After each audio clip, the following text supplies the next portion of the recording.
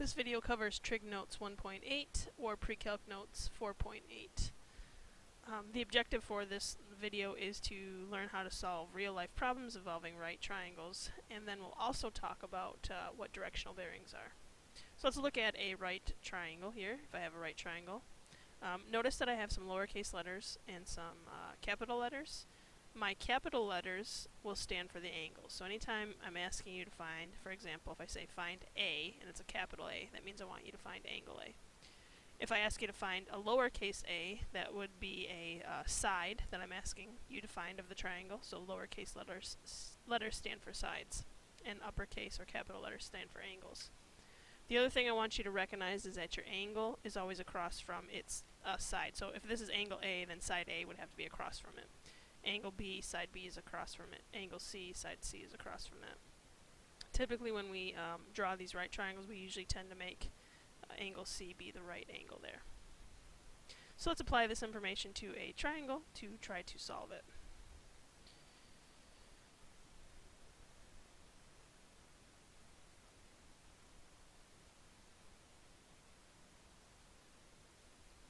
So if my triangle looks like this, where we'll call this A, this B, and this C.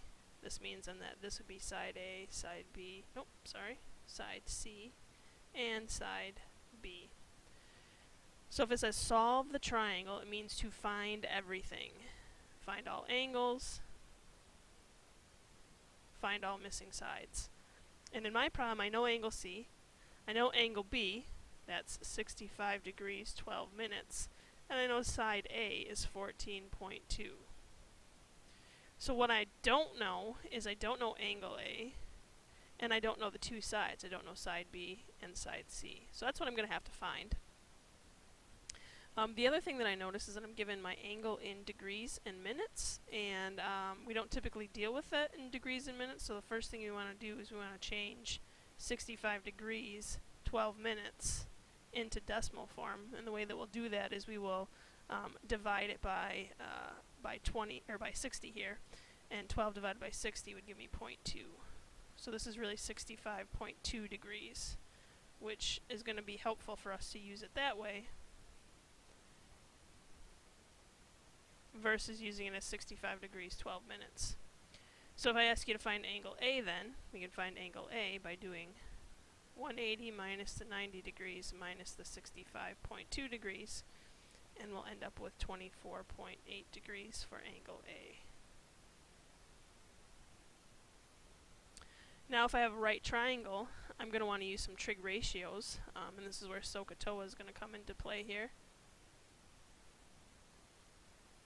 Sine is opposite over hypotenuse, cosine is adjacent over hypotenuse, and tangent is opposite over adjacent. So let's try to find B next.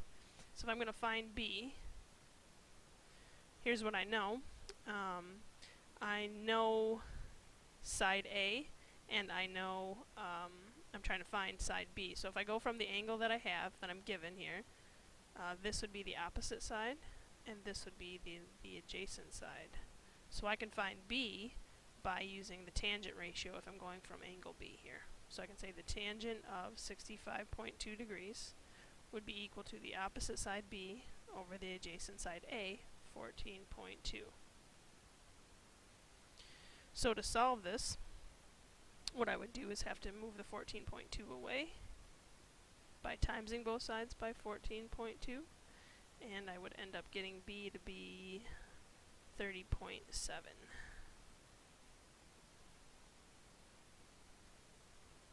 Couple of methods that I can do now to solve for C. I can use Pythagorean theorem if I choose, because I know 2 out of the 3 sides of a right triangle, or I can continue to use my SOHCAHTOA properties here, and that's what I'm going to choose to do.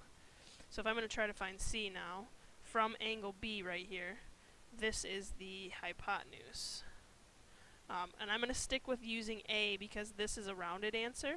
So I don't necessarily want to use this because that's rounded, whereas this was exactly given to me. So I'm going to use adjacent and hypotenuse, so I'm going to use cosine. So the cosine of the angle would be equal to the adjacent side over the hypotenuse, C. So here to solve, we've got to get the C out of the bottom. So C cosine of 65.2 equals 14.2. And now we have to get rid of the cosine by dividing. And one thing I should have mentioned at the beginning here is we want to make sure that our calculator, when we're doing this, is in degree mode because we're dealing with degrees here. So when we do that, we end up getting C to be equal to about 33.9.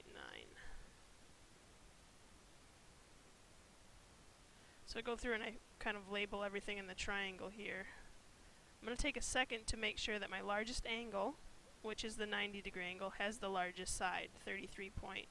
It does, so that's good. My next largest angle, which was B, 65-degree angle here, has the second largest side, the 30.7, and then smallest angle, smallest side. If you're noticing that that's not occurring, you know somewhere along the lines you've made some mistake. You should go back and check that to catch that before you put that down as your final answer. So these would be my final answers here. Okay, so I've drawn a picture here to help describe this, so I invite you to pause the video here and draw this picture, and then play it and listen to the explanation of how I got that picture. So here's how I got the picture.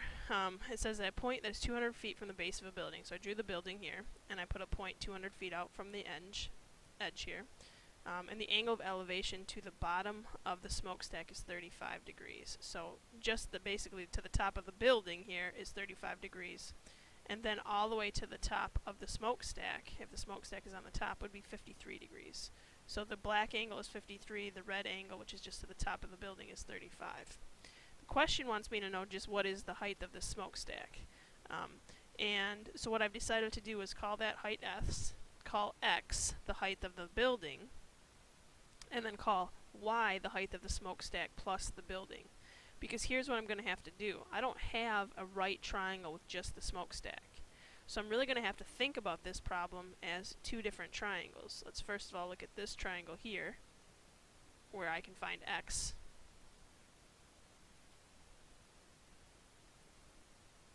Then what we'll do is we'll look at this triangle here, and that would help me be able to find Y. And then once I know what X and Y are, all I have to do to find S, I could say that S would be equal to then Y minus X. The whole height minus the height of just the building would give me the S. So I basically have to find X and Y to be able to help me find S. So if I'm going to find X, I'm going to look at the yellow triangle first. So I'm trying to find the opposite side when I know the adjacent side. So we're going to use tangent. So the tangent of my angle is equal to opposite side X over adjacent side 200. Again, calculator should be in degree mode here. Let's get rid of the 200 by timesing. And we would find that X should be equal to 140.04 feet. Okay? Let's find Y now. So now if we find Y, we're looking at our right triangle here again. We have a right angle there of the pink triangle here. So we would say we're trying to find the adjacent or the opposite side, again given the adjacent. So we're going to use tangent. So the tangent of the angle this time when it's 53 degrees is equal to the opposite side Y over the adjacent. Get rid of that 200 by timesing by it. Again, calculator is in degree mode. End up with 265.41 as Y, feet that is. Again, the question says just get the height of the smokestack. So again, we already discovered that if we do X or Y minus X, we're going to get the height of the smokestack. So if I do 265.41 and I subtract 140.04, I end up with 125.37 feet as the height of the smokestack.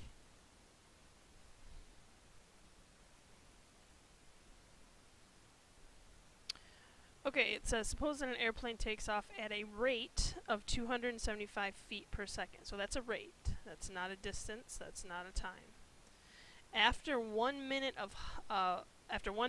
so our time would be 1 minute here. The height of the plane is 8,773 feet in the air. So the plane is going to take off and it's going to start to ascend. After a minute of ascending, this distance at the plane, so the plane is now going to be here, it would be at a height of 8,773 feet.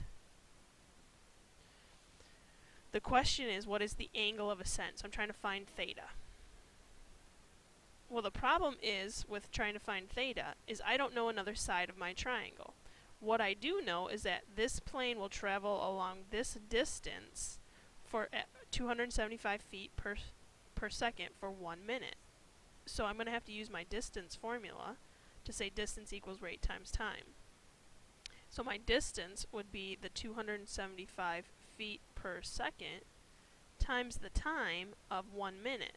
But this is in seconds, so I don't want to times it by 1 minute, I want to times it by its equivalent in seconds, which would be 60 seconds. Because then what will happen is the seconds will go away. 275 times 60 gives me 16,500 feet then. So that would be the distance that the plane has traveled in its upward path. In other words, that would be the hypotenuse of our triangle here. So be careful when you're given a rate that you don't necessarily just assume, well, that means that this length here is 275 feet. Now that you know what two distances, you can find theta by saying, okay, from this angle, this would be the opposite side, and this would be the hypotenuse. Well, that has to be sine. So the sine of my angle would be equal to the opposite side, because it's opposite over hypotenuse, over the hypotenuse. Again, make sure your calculator is in degree mode. To solve this, you need to move the sign over here, and the way that you do that is you take the inverse. Plugging that in the calculator, you'd get the angle to be about 32 degrees, 32.1 degrees.